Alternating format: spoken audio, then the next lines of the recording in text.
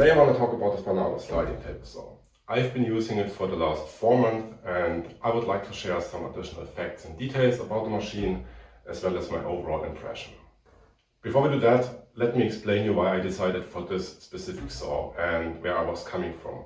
So let's go to my old saw and I explain you my main motivation for the switch.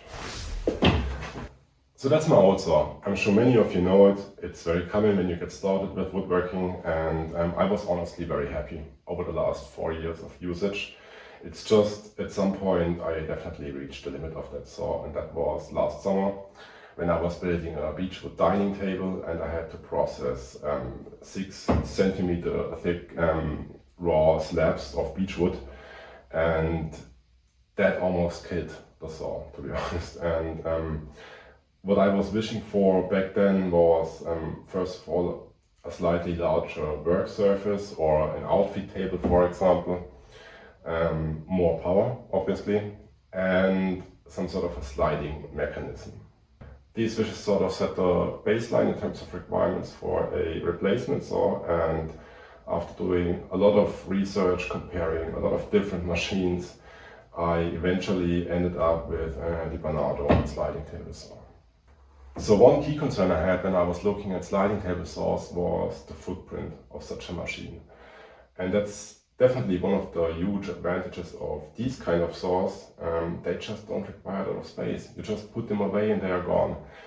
That's not going to work for sliding table saws because you cannot really move them, or you don't want to move them all the time.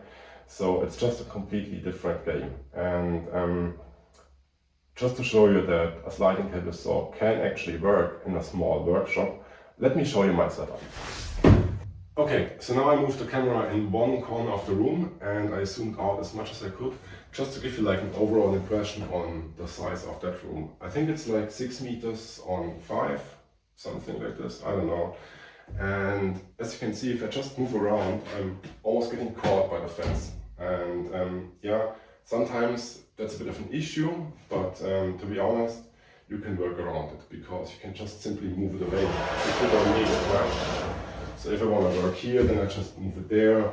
If I want to work over there, I mean, that's my old setup, but there's going to be a router table going forward. Well, then just move in that direction, and then it's gone.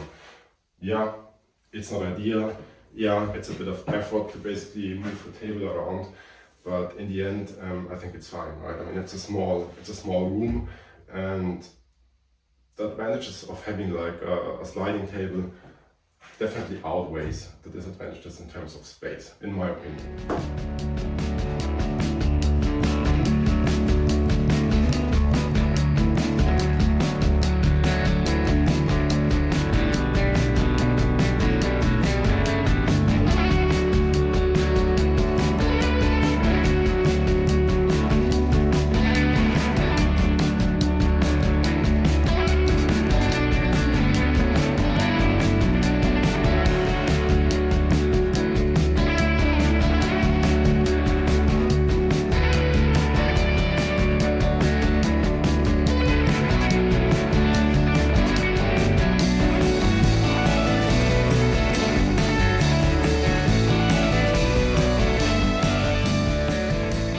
Unfortunately, I don't have any detailed footage on the delivery and assembly process apart from these pictures. But the saw came neatly packaged on a Euro pallet. In total it was 4 packages, one with the main saw unit and a large one containing the sliding table and crosscut fence.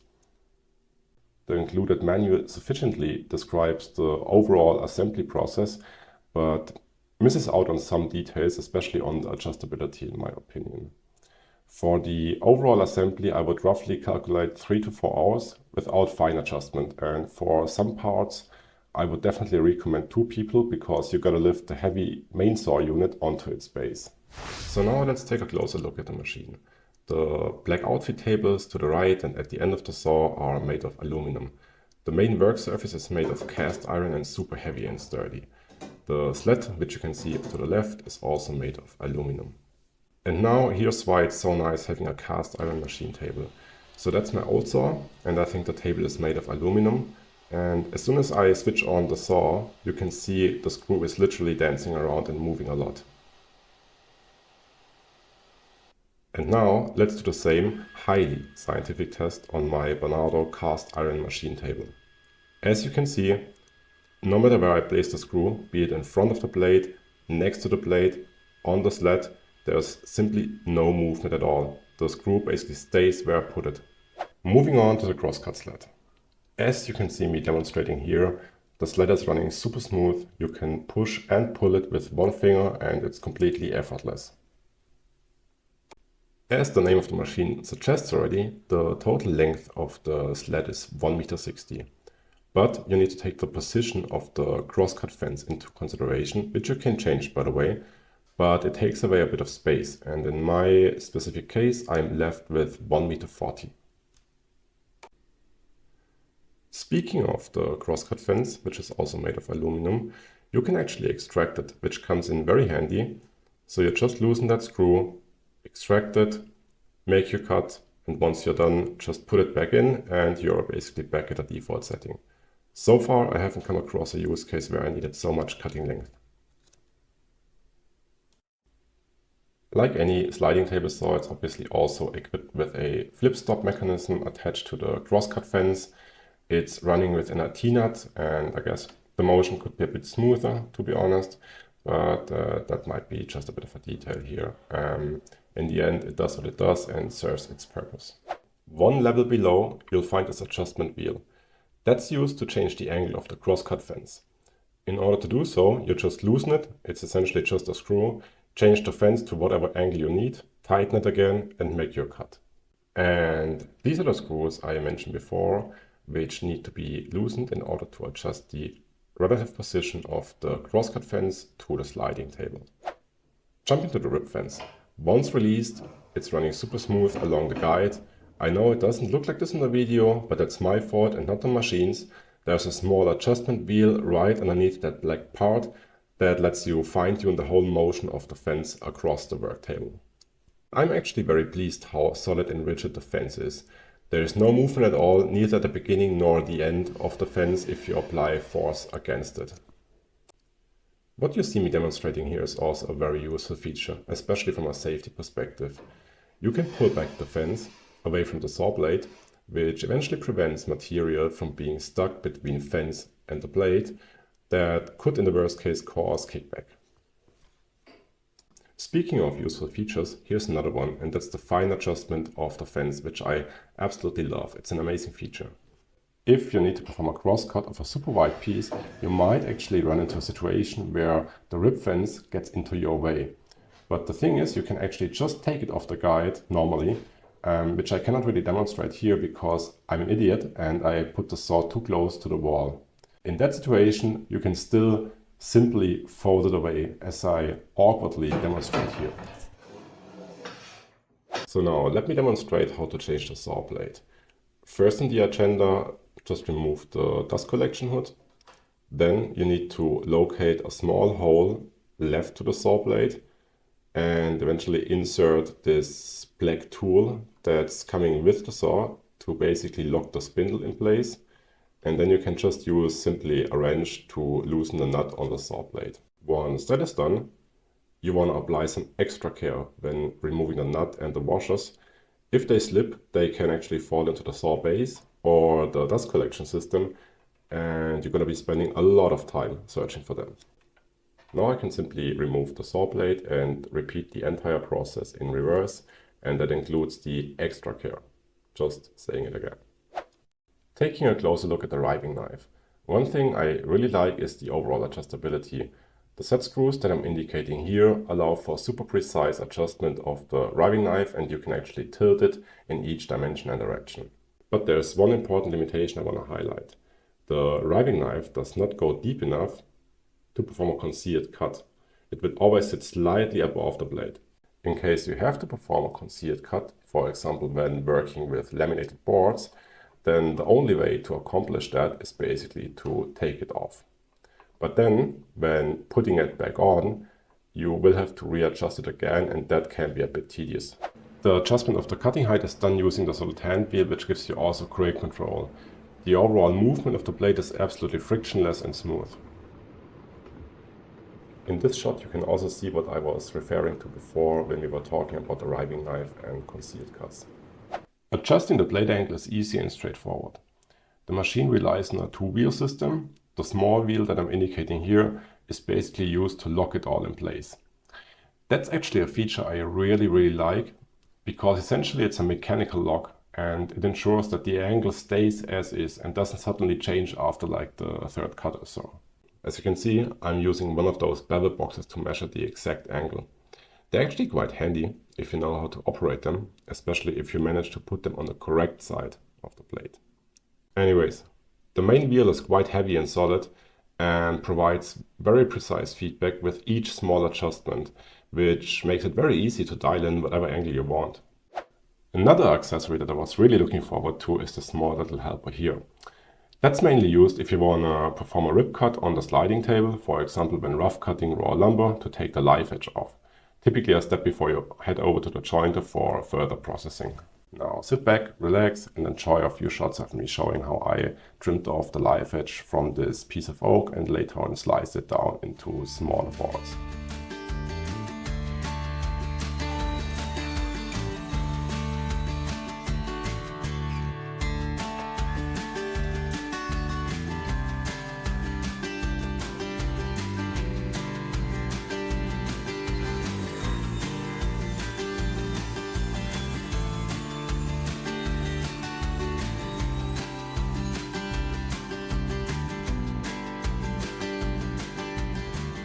Here you see me applying the safety feature I was mentioning before when we were talking about the rip fence. So I'm basically pulling back the fence because the board is so bowed that I thought there might be a high risk of causing kickback. But before we proceed, safety first and reattaching the dust collection hood.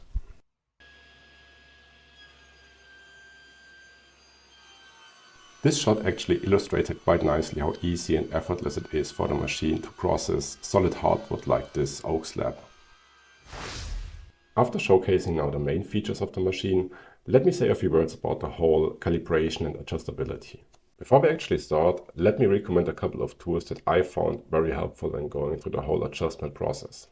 First, a long straight ruler, one or two precise squares, and some sort of a dial gauge, ideally with a magnetic base, and I'll put a link to the product in the description. What you see me doing here is making sure the saw blade is perpendicular to the cast iron work table. I put a mark on one end of the saw blade and then slowly turn it until it almost disappears. At the same time, I'm paying close attention to the dial gauge to see if there's any significant deviation, and in my specific case here, I had 0.06 mm of deviation, which I found more than acceptable. And if that was not the case, these are the screws that need to be loosened in order to adjust the blade to the table. Or actually, I should have said adjust the table to the blade. The set screws that I'm indicating here are used to adjust the outfit table to the main table. So for example, if you need to tilt it, or if you need to adjust the height of the outfit table to the main table. Now the most important and probably also tedious part of the whole adjustment process. As you can see, you have like one main bolt in the middle and two set screws to the left and to the right. The set screws are used to first of all set the height of the sled compared to the main table, plus to basically tilt the sled to the left or to the right. The large bolt that you see me indicating here runs in this T-slot and basically holds the whole setup in place. During assembly, just make sure you position your crosscut sled in a way that you can still access your saw blade, for example for changing it. As I'm showing in the picture here, I did not, unfortunately, and I only realized after I fully set up the machine and I had to do the entire process again. One way to test any crosscut sled for accuracy and precision is the so-called 5-cut test. The idea is simple. You basically just take a panel that you have laying around in your shop. It doesn't really matter if the edges are out of square. The only important part is that basically you have one straight edge, and that's going to be your reference for your first cut. Second, what's definitely helpful is the size of your panel, because the larger the panel, the more obvious it's going to be if the crosscut sled is off or not. After the first cut, you rotate your panel. For the second and all the following cuts, You always take your most recent cut line as the new reference for your cross-cut fence.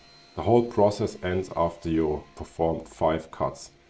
And the last cut is the most important one, and you want to keep the offcut and ideally also label the feed direction. The only thing that you're left to do now is to measure the size of your offcut at the beginning and at the end. In an ideal scenario where the crosscut sled runs perfectly perpendicular to the saw blade, you basically would not notice any difference in terms of size. The overall idea and also the big benefit of this method is that first of all, you don't need to have like a perfectly square edge to begin with. And the second part is because you're rotating your panel, you basically accumulate or multiply the error. So what's the takeaway now?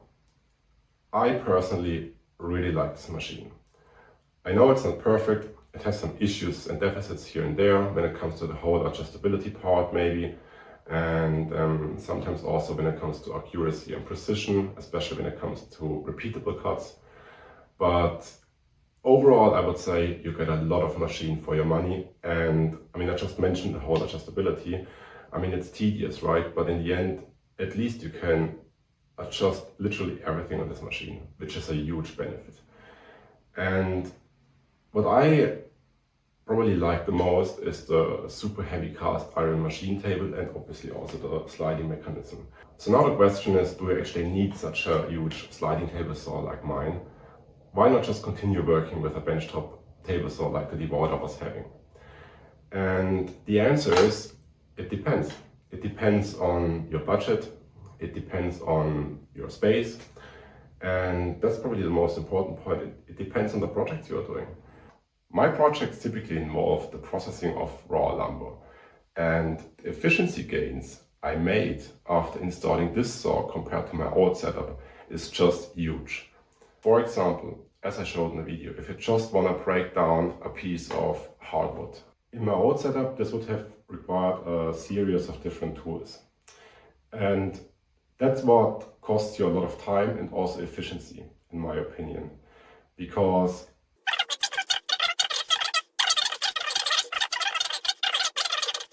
I hope you like that content. If so, leave me a like and see you in the next one.